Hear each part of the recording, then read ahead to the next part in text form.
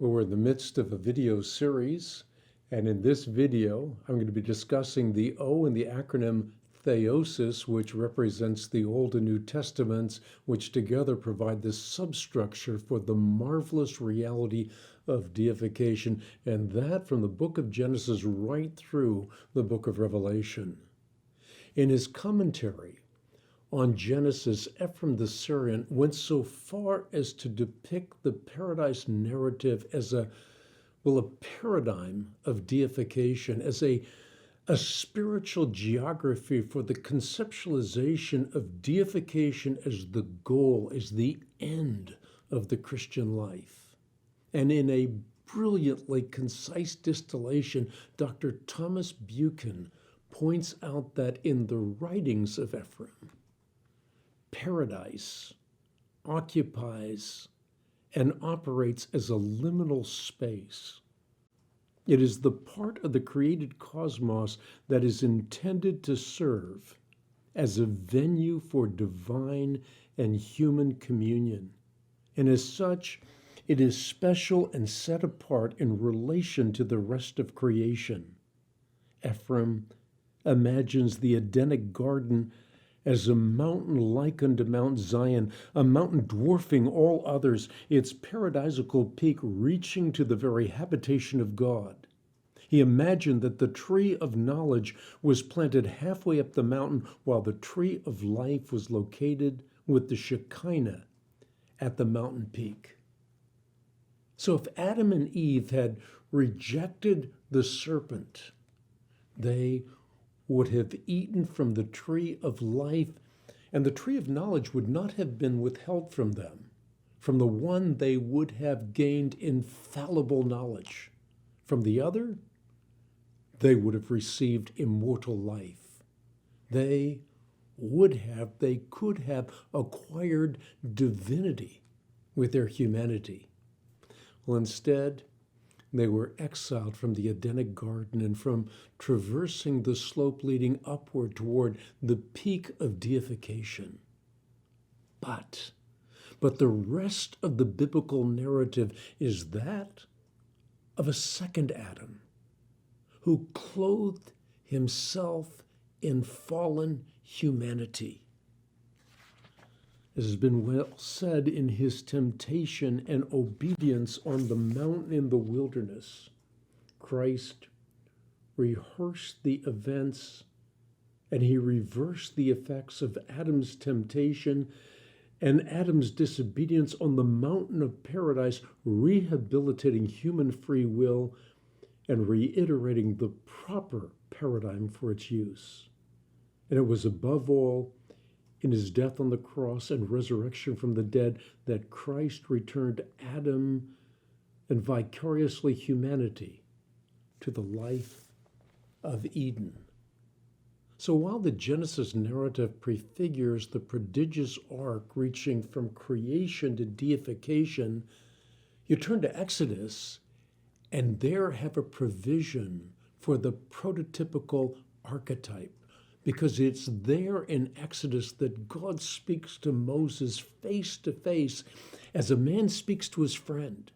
It's there that Moses scales Mount Sinai. It's there that he reaches the summit of divine ascent, a summit that Adam and Eve were created to achieve.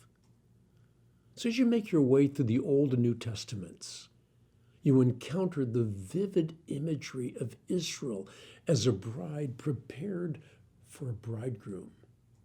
In divine embrace, the bride shares in the very life of the groom.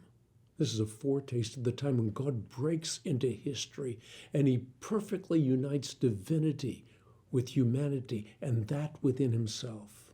The time in which Jesus is revealed as the new Moses, the Moses who carries his beloved bride over the threshold of Jordan into a new Jerusalem coming down out of heaven from God. The culmination of the Old Covenant is found in the New Covenant, in a New Testament narrative where Jesus, the quintessential Moses, authorizes his disciples to do what was previously unthinkable, to address God as Father, and in doing that, revealing their adoption as sons. St. John makes this explicit by rendering all those who have life in the incarnate Word children of God, sons of light. And such sonship is born not of blood, not of the will of the flesh, not of the will of man, but of God Himself. And therefore our adoption as sons and daughters is not a matter, it's not a matter of our genealogy. It's not of natural birth, not even of the will of humanity in any sense whatsoever, but rather it is a reflection of God's eternal purposes from the creation of the first man onward. Because through adoption, God's children become what they were designed to be, God's by grace, not surpassing what it means to be human, but satisfying what it means to be human, becoming truly human, and thereby entering into a mystery beyond all comprehension. And that is the great exchange emphasized again and again in the New Testament.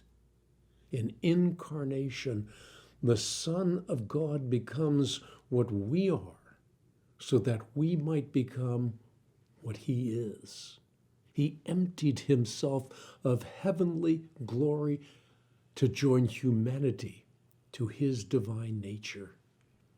The Apostle Peter put an exclamation point on deification by designating new covenant Christians partakers of the divine nature, as He Himself is a partaker of the glory that will be revealed.